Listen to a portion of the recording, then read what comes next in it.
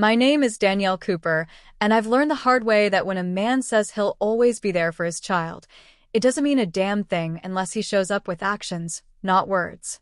For years ago, I stood in a courtroom with my hands clenched into fists at my sides while my soon-to-be ex-husband, Marcus, looked the judge in the eye and promised to support our son. "I'll never miss a payment, Your Honor," he said, placing his hand over his heart like a damn politician. "My son is everything to me." Lies. Every word of it. Back then, I wanted to believe him.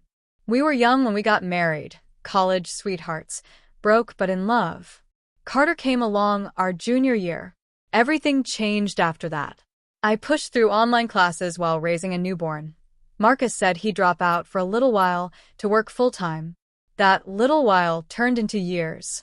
Somewhere along the way, love curdled into resentment. He blamed me for his dead-end job. I blamed him for checking out. And eventually, I stopped blaming and started surviving. When the divorce came, I didn't ask for much, just a safe home for Carter and the child support the court said he owed. That was all. But Marcus? He saw that court order like it was a joke, a suggestion, not a responsibility. The first few months, the money came. Small, inconsistent checks, sometimes weeks late. But at least it was something. Then came the excuses. I got laid off. My car broke down. My new job pays under the table. And finally just silence. Nothing. No check. No call. No birthday card for Carter. I still remember the night I realized he had truly abandoned us. It was mid-January, cold enough that the air bit through your coat. Carter had just turned 6, and I was trying to get dinner together after my shift at the diner. I opened the fridge and just stood there, staring. Half a gallon of milk. A jar of mustard. 2 eggs. A bruised apple. That was it. I checked my bank account. $9.72. My last paycheck had gone to rent and Carter's asthma inhaler. I was still waiting on the next one, which wouldn't hit until Monday. And Marcus? He hadn't sent a penny in almost 3 months. I shut the fridge door and slid to the floor. I buried my face in my hands, trying not to sob too loud. I didn't want Carter to hear me from the other room. But it was like my chest cracked open. Not just from hunger, but from anger, from exhaustion, from the sheer injustice of it all. I had done everything right. I'd stayed up late sewing patches onto Carter's clothes, made his Halloween costume out of a thrifted bedsheet, and walked to work when I couldn't afford gas. I hadn't gone on a date in 2 years. I couldn't remember the last time I'd bought myself something that wasn't from the clearance rack. And Marcus? Marcus had moved into a luxury apartment downtown. I knew because Carter had shown me a picture on his iPad, his dad posing next to a wine rack and some fake marble countertop, wearing a designer watch he never wore when he was with us. I felt sick. Later that night, Carter wandered into the kitchen. He rubbed his eyes and asked, "Mom, did Daddy forget about us?" I wanted to lie. I wanted to tell him his father was busy or stuck at work or lost on a space mission. But I couldn't bring myself to sugarcoat it. "No, baby," I whispered, pulling him into my arms. He didn't forget. He just made a choice. That night changed something in me. I stopped pleading with Marcus. I stopped sending him polite texts reminding him of his legal obligation. I stopped hoping the system would magically work in my favor. Because let's be honest, the system isn't built for women like me. It's slow. It's broken. And if the man on the other end is crafty enough, he can disappear behind loopholes and shell companies and lies. But I wasn't going to let him win. Not anymore. I may not have had a law degree or money for a fancy lawyer, but I had something better. The truth, and the will to make sure someone finally listened to it. I started keeping records. Not out of revenge, at first, just for protection. Every missed payment, every ignored email, every snide text he sent calling me a greedy leech or a bitter baby mama. I screenshotted everything and saved it to a folder called Receipts, because deep down, I knew I'd need them one day. And that day would come. But back then, I was still in survival mode. I picked up weekend shifts. I walked dogs. I babysat for a coworker and made cupcakes to sell at the school bake sale. Carter never went hungry, not on my watch. But the ache of injustice sat in my bones like winter frost. Moms like me, we don't get to break down. We hold it all together with duct tape and silent prayers, hoping tomorrow will be easier than today. Still, I couldn't shake the thought. How can a man live in luxury while his own child goes without? One afternoon, scrolling through Instagram after Carter fell asleep, I saw Marcus's latest post. He was at a corporate golf outing, Stratwell Capital logo on his polo, a champagne flute in hand, grinning like he hadn't left his son waiting on the porch last Christmas. That's when something in me snapped. He didn't just move on. He flaunted it. And the worst part? He thought he was untouchable. But he forgot one thing. No one's untouchable when a mother's had enough. And I had definitely had enough. I didn't sleep that night. After seeing Marcus's smug face on Instagram, lounging on a golf course in Florida with a caption that read deals, drinks, and sunshine sun, #StratwellStrong, something inside me shifted. It was like I'd been walking through a blizzard for years, and suddenly, the storm cleared. I wasn't going to wait for karma. I was going to build it myself. I opened up my laptop and clicked on the folder I had been quietly maintaining for months. Receipts. It was filled with screenshots of missed payment records, texts from Marcus saying he'd get around to it, and Instagram stories of him partying at rooftop bars while Carter and I were splitting a $5 rotisserie chicken over 2 nights. One post stuck out, a photo from a rooftop event. Marcus had tagged Stratwell Capital and a woman named Denise Walters. I clicked her profile. She was listed as VP of Talent and Compliance. Her smile was corporate perfect. Her banner photo showed the company's mission statement in all caps. Integrity, accountability, leadership. What a joke. I stared at Marcus's post again. He wasn't just some unemployed loser dodging payments. He had a real job. A good job. So where the hell was our money? The next morning, after dropping Carter at school, I drove home, poured myself an oversweetened cup of instant coffee, and began my research. I wasn't a hacker or anything, but I knew how to dig. Marcus had always bragged about being irreplaceable at Stratwell, said he helped recruit big clients, and knew where the bodies were buried. At first I'd thought he was just puffing himself up. But maybe he really was hiding something. And maybe, just maybe, it could help me hold him accountable. I started by calling Stratwell's public line and asking to speak to HR, but I didn't use my real name. I said I was a freelance journalist working on a piece about leadership and diversity in the finance industry, and that I wanted to confirm Marcus Cooper's title for accuracy. They bought it. Within minutes, a very pleasant assistant emailed me Stratwell's public-facing org chart and Marcus's listed title. Not vice president. Not partner. Senior recruiter. So he lied. I opened the PDF and scanned the hierarchy. Marcus reported directly to Denise Walters, the same woman he had tagged on Instagram. That gave me an opening. But I didn't rush. I knew I'd only get one shot. I spent the next 2 days putting together a packet. Not for the courts this time, but for Stratwell itself. I gathered screenshots of his unpaid child support balances from the official state website. Texts where he called me a welfare queen in waiting. Video clips from his Instagram lives where he waved cigars around and joked about paying Uncle Sam a visit with Monopoly money. I didn't include anger. No ranting.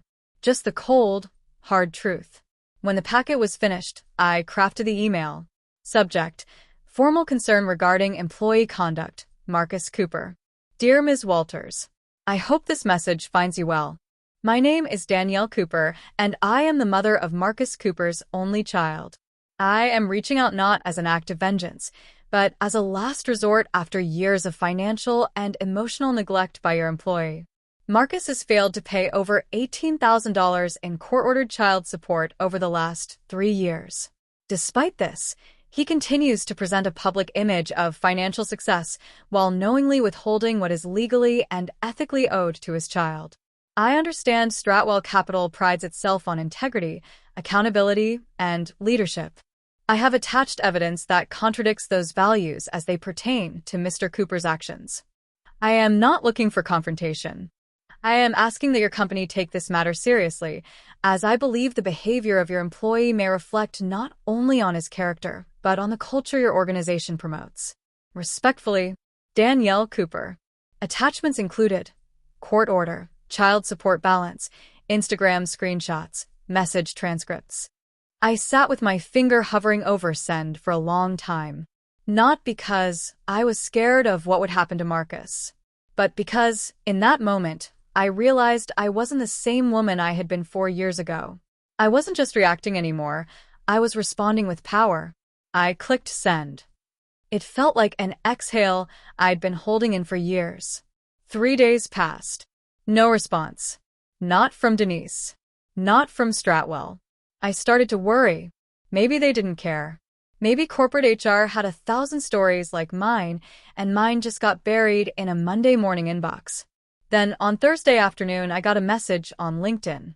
It was from Denise. Hi, Danielle. I just finished reviewing your letter and attachments. I'm so sorry for what you and your son have been through. Can we schedule a time to speak privately? I take these matters seriously and would appreciate the opportunity to hear more. I stared at that message for a solid minute. It was working. We set a call for the next morning. I didn't dress up or rehearse. I just spoke from the heart, told her about the nights Carter and I ate cereal for dinner. How I'd begged Marcus for help while he posted selfies from $300 steak dinners. Denise didn't interrupt. She just listened. Then she said something I'll never forget. He's lied to us, too. Turns out Marcus had filled out internal HR documents swearing he had no dependents. He had also set up a shady side LLC through which he was funneling recruitment bonuses, essentially laundering commissions to avoid garnishment. It was corporate-level evasion, and Stratwell had no idea. Denise thanked me for the information and said the matter would be handled internally. I hung up and sat in silence. For the first time in years, I didn't feel powerless. I felt like the ground was shifting, like someone finally believed me, not just as a mother, but as a woman who refused to be forgotten. 2 days later, I checked Marcus's LinkedIn out of habit. His job title was gone. His bio now read, exploring new opportunities. And in my inbox, a notice from the State Child Support Agency. Marcus Cooper's wages have been intercepted. Garnishment has begun. I read that line 3 times, my eyes welling up. I didn't get justice from a courtroom. I got it from the one place Marcus thought he was safe, his ego. And I had only just begun. By the time Carter and I sat down to spaghetti that evening, something had shifted in our tiny apartment. It wasn't the size of the space, or the aging stove, or the fact that dinner still came from the discount aisle. It was the air, lighter, like we could finally breathe. It's amazing what a single email can do. After years of carrying the weight of Marcus's neglect, I finally felt it crack and begin to fall off my shoulders. His LinkedIn was blank. His title was gone. And the state had confirmed that garnishment was finally in motion. It wasn't the full amount, not yet, but it was real money. Money that could pay for Carter's soccer cleats, a new backpack, a weekend trip that didn't involve counting gas station quarters. But here's the thing about people like Marcus. Losing isn't something they know how to do quietly. 2 days later, I got a text from an unknown number. You think you won something? You're just bitter. Congratulations, you got me fired. You've ruined my career. No apology. No remorse. Just venom. I stared at that message and laughed, not because it was funny, but because it was so predictable. I hadn't ruined anything. He'd done that himself. I just held up a mirror. Still, I knew that wasn't the end. A week later, I got a call from Carter's school. Marcus had tried to show up at recess, said he just wanted to talk to his son. He hadn't bothered to give me a heads up, hadn't called the school ahead of time. Just showed up like nothing had happened. They turned him away, of course. The principal called me immediately. She was kind, but concerned. I drove over and picked Carter up early, my heart pounding the whole ride. That night, I sat on the edge of my son's bed, brushing his hair back as he asked, "Mom, is Daddy mad at you?" I paused. "No, sweetheart," I said, voice steady. "Daddy's mad at the consequences of his choices." And that was the truth. That same night, I pulled up a private Facebook group I'd joined a few months earlier, Support for Single Moms, Legal and Real Talk. It was full of women like me. Women who had battled courts, endured months of no contact, and survived the heartbreak of watching their kids ask why daddy didn't come. I shared a short version of my story. Not all the details, just enough. My ex skipped child support. Lied to his employer. I reported it. He got fired. Now he's trying to play victim. Within an hour, the comments poured in. You're not alone. Good for you, sis. This is how we fight back, legally and smart. My ex did the same thing, still hiding behind a fake LLC. That last comment caught my eye. I messaged the woman. Her name was Tyra, from Michigan. She told me her ex had avoided garnishment by having his company write checks to a side business he set up under his brother's name. Sounded awfully familiar. The wheels started turning again. I dug back into my old screenshots and tax records, things I'd saved back when Marcus and I were still together, back when I thought we were still a team. There it was. A tiny side business he'd registered in Arizona, listed under a fake address. Cooper and Kane Talent Group. No actual employees. No real office. Just a mailbox and a Stripe account. And I remembered years ago, Marcus had slipped and mentioned getting a direct client payment that didn't go through HR. At the time, I thought he was just exaggerating. Now, I realized he was funneling money through that fake company to avoid legal wage garnishment. I couldn't prove every detail yet, but I had enough to start pulling at the thread. So I did what any mother with a mission would do. I called the state enforcement office again. I asked to speak with someone in compliance, and this time I brought receipts. The woman on the phone, a tired but razor-sharp caseworker named Ms. Hernandez, listened quietly as I laid it all out. I explained the shell company, the bank transfers, the faked self-employed status. And then I emailed her everything. Ma'am, she said slowly, after reviewing the files. You've just made my job very, very easy. Apparently, Marcus had been underreporting income for years. If they could trace the company's payments back to him, it would count as fraudulent concealment, and under our state law, that came with penalties. Serious ones, like wage garnishment plus 25% retroactive interest. Oh, and a freeze on his passport. I didn't cheer. I didn't fist pump. I just closed my laptop and sat in silence, listening to the quiet hum of our refrigerator, still half empty, but not for long. Over the next month, things began to change. A letter arrived. Marcus now owed $28,491.64, interest, back support, and penalties combined. His passport was flagged. His credit tanked. And when he applied for a new job in a sister firm downtown, I heard from a former colleague who told me they Googled him and passed. Words out. Meanwhile, Carter and I started breathing easier. I picked up one less shift a week at the diner. Bought him a new coat. Replaced the hand-me-down sneakers with a pair that actually lit up when he ran. And you know what? I didn't feel guilty. Not for a second. Because revenge isn't about hurting someone. It's about reclaiming what they stole from you. Marcus stole years from us. Years of financial insecurity, emotional gaslighting, and fear. But I was taking them back, one garnished paycheck at a time. Still, I wasn't done. Not yet. Because revenge? The kind that really lands? It doesn't just end with someone losing their job. It ends with them finally understanding what they lost. And that part was coming next. I didn't expect to see him again. Not really. After the state dropped the hammer and Marcus's accounts got flagged, garnished, and scrutinized, he mostly vanished. No more Instagram flexing. No LinkedIn updates. No birthday check-ins with Carter. Just radio silence. For a while, that silence was enough. Carter and I started to breathe in a way we hadn't in years. I took on fewer shifts at the diner. Spent weekends watching him play soccer instead of working doubles. He laughed more, ate better, slept deeper. And me? I felt whole again. Not because Marcus was finally paying, but because I had stopped waiting for someone else to fix things. But life has a funny way of circling back. One afternoon in early spring, I got a knock at my door. I peeked through the peephole and froze. Marcus. He looked smaller. Not physically, but something in his posture. He wasn't wearing one of his flashy button-downs. No designer shoes or gold watch. Just jeans, an old hoodie, and eyes that couldn't quite meet mine.